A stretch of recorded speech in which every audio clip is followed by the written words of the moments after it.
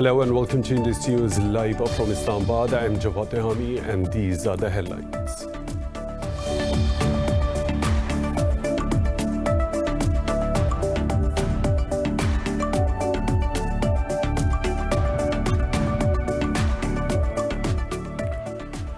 The US has welcomed the announcement by the Taliban, Kabul and Qatar to start the inter-Afghan negotiations on the 12th of September.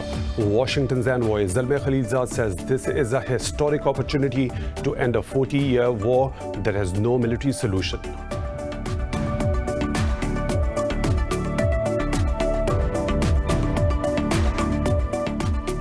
China and India have agreed to disengage their troops from a months-long standoff at the disputed Himalayan border of Ladakh. Chinese Foreign Minister Wang Yi and Indian Foreign Minister S. Jaishankar met on the sidelines of the Shanghai Cooperation Organization in Moscow. The meeting was aimed at diffusing the tensions after troops on both sides of the border resorted to aerial fighting for the first time in decades. In the joint statement, the minister said the two sides agreed to abide by all existing protocols and avoid any action that could escalate matters.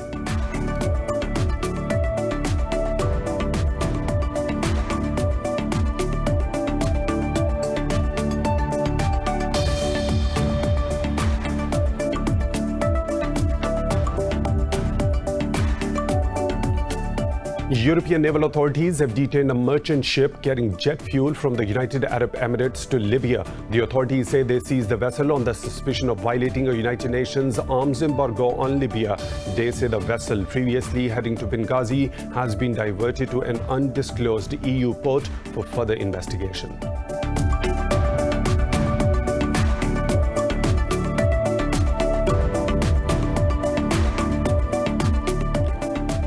Pakistan is observing the 72nd death anniversary of the father of the nation, Quaid-e-Azam Muhammad Ali Jinnah. Special events with prayers and recitation of the Holy Quran are being held at the Mausoleum of Jinnah in Karachi today. Political, social and cultural organizations have also chalked out various programs across the country.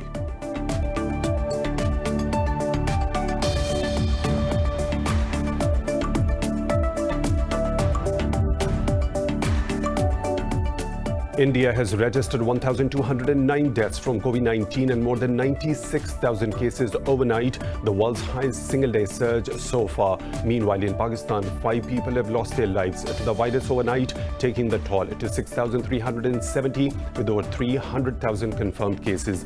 Globally, the virus has claimed more than 909,000 lives and infected over 28 million people.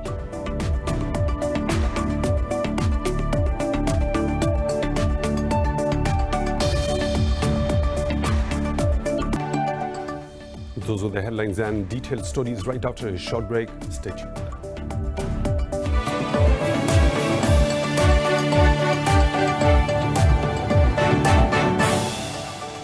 Welcome back, and now for the news in detail. The US has welcomed the announcement by the Taliban, Kabul and Qatar to start the inter-Afghan negotiations on the 12th of September. Washington's envoy Zalmay Khalilzad says this is a historic opportunity to end a 40-year war that has no military solution. Khalilzad said it is now the responsibility of Afghan leaders to capitalize on this moment to end this mindless war. He said there is no political settlement without a compromise. The envoy said Afghan history shows monopoly of power and enforcing one's ideology make the country vulnerable to foreign interference. Meanwhile, Afghan President spokesperson Siddiqui said Kabul has made all the arrangements for its negotiating team's travel to Qatar today. Chairman of the High Council for National Reconciliation, Abdullah said he will head the delegation to Doha. Pakistan says the regional security situation has become perilous following India's illegal and unilateral actions in occupied Kashmir. Foreign Secretary Sohail Mahmood said this during the 5th virtual session of Pakistan-Germany Strategic Dialogue. Mahmood highlighted the ongoing military siege and communications blackout in the occupied valley. He said India has intensified ceasefire violations along the line of control and targeted innocent civilians. The top diplomat urged the international community to play its part for the peaceful resolution of the Jammu and Kashmir dispute. He reaffirmed Pakistan's consistent support and positive contribution to the Afghan peace process. China and India have agreed to disengage their troops from a months-long standoff at the disputed Himalayan border of Ladakh. Chinese Foreign Minister Wang Yi and Indian Foreign Minister S. Jaishankar met on the sidelines of the Shanghai Cooperation Organization in Moscow. The meeting was aimed at diffusing the tensions after troops on both the sides of the border resorted to aerial fighting for the first time in decades. In the joint statement, the minister said the two sides agree to abide by all the existing protocols and avoid any action that could escalate matters. Wang said China-India relations have once again arrived at a crossroad. But he said New Delhi and Beijing are not rivals or a threat to each other and are cooperation partners in each other's developmental opportunities.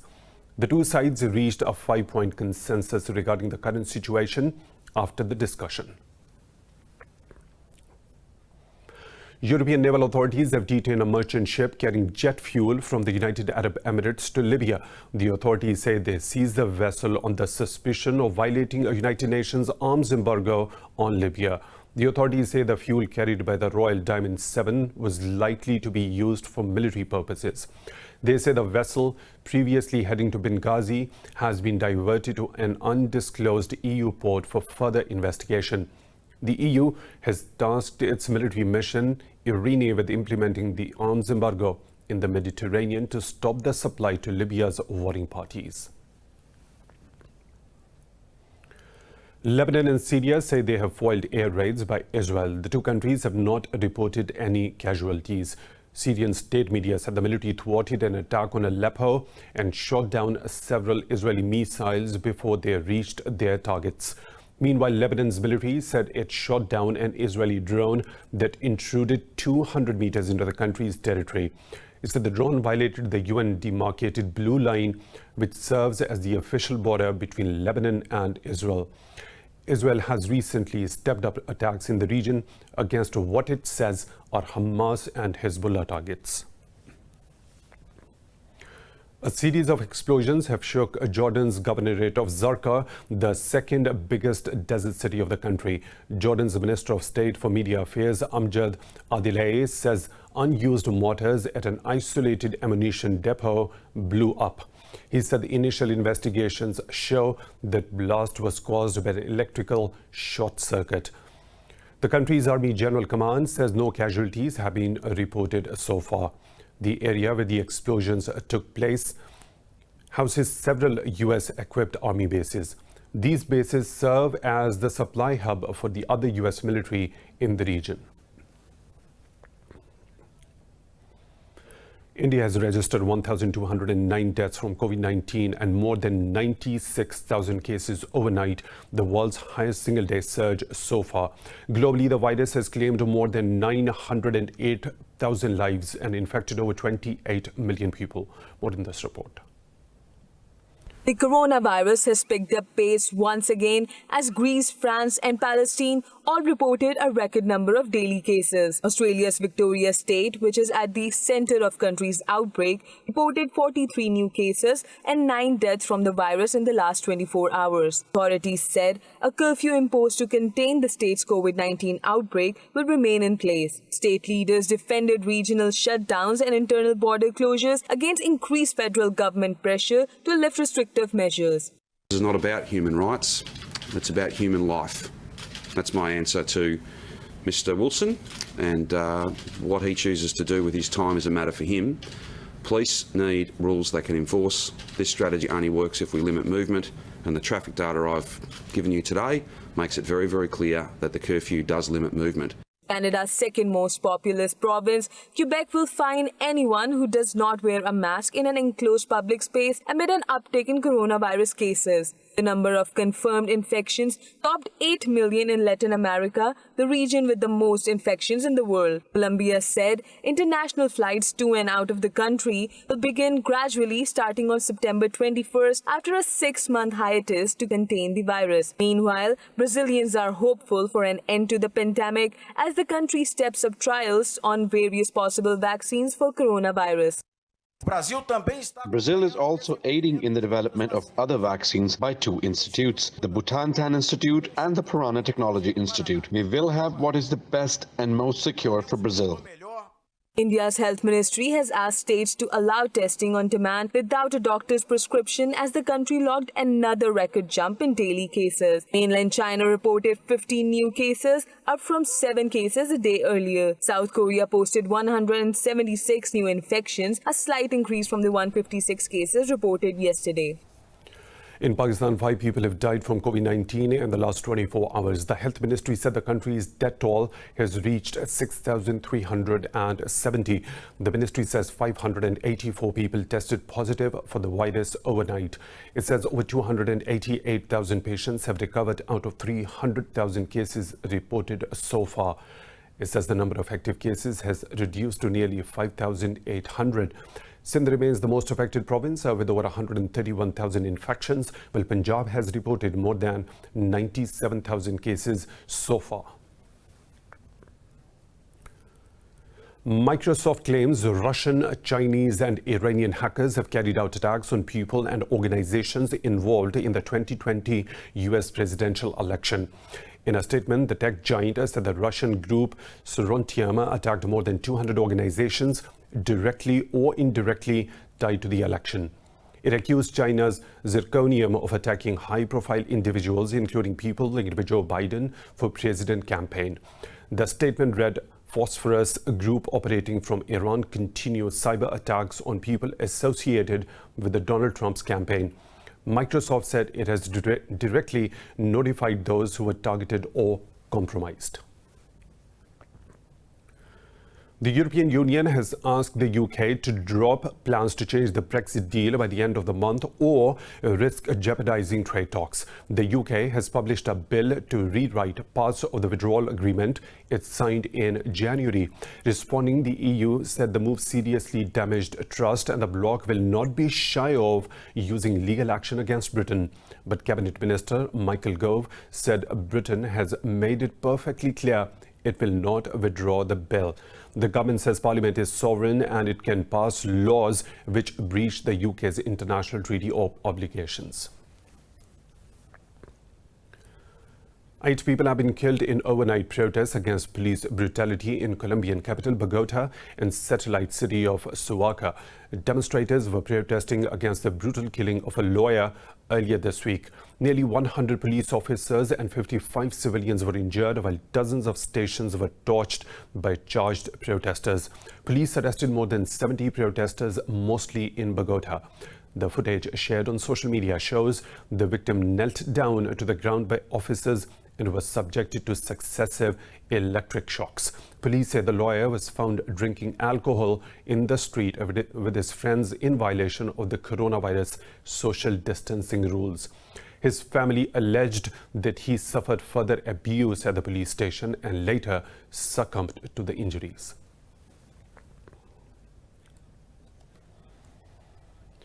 It's time for a short break. We'll be back with more stories. Stay tuned.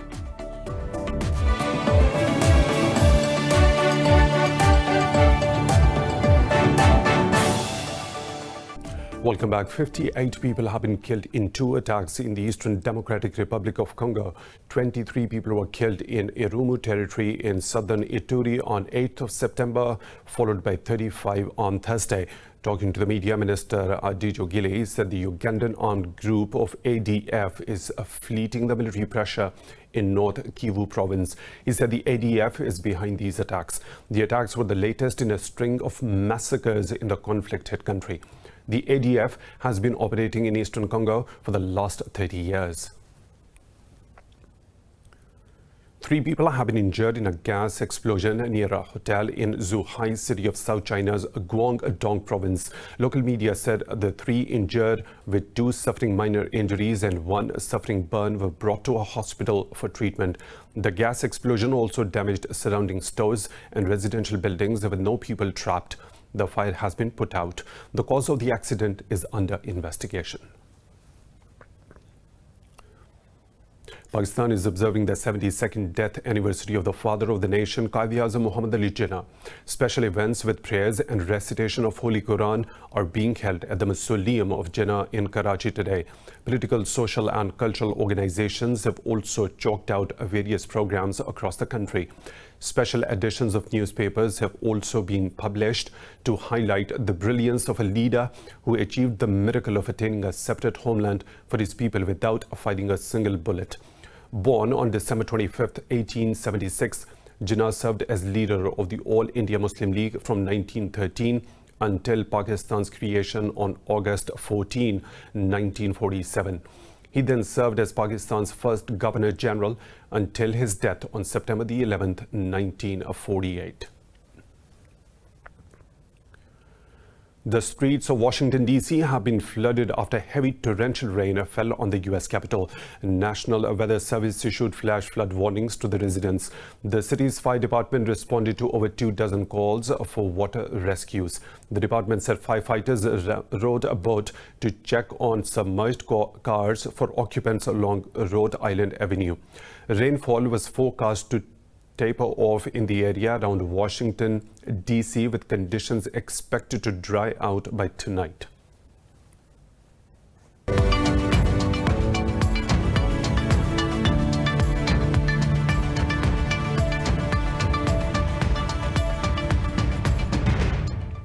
Markets in Asia Pacific are trading mixed as investors watched regional technology stock movements following a decline in the sector. The Shanghai Composite is trading down, while the Shenzhen component has risen fractionally. Hong Kong's Hang Seng Index advanced close to 0.5%. Meanwhile, Australia's ASX 200 fell over 0.5%. Elsewhere, Japanese stocks saw gains as the Nikkei 225 and the Topix Index advanced close to 0.5%. South Korea's Kospi also declined over 0.5%.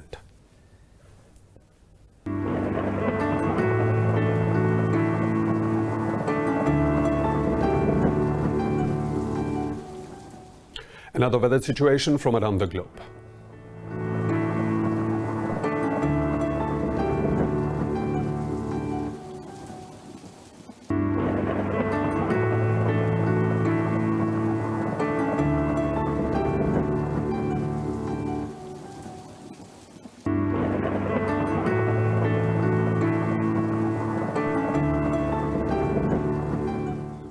And that's all for now. For the latest updates, you can follow us on social media at Indus News.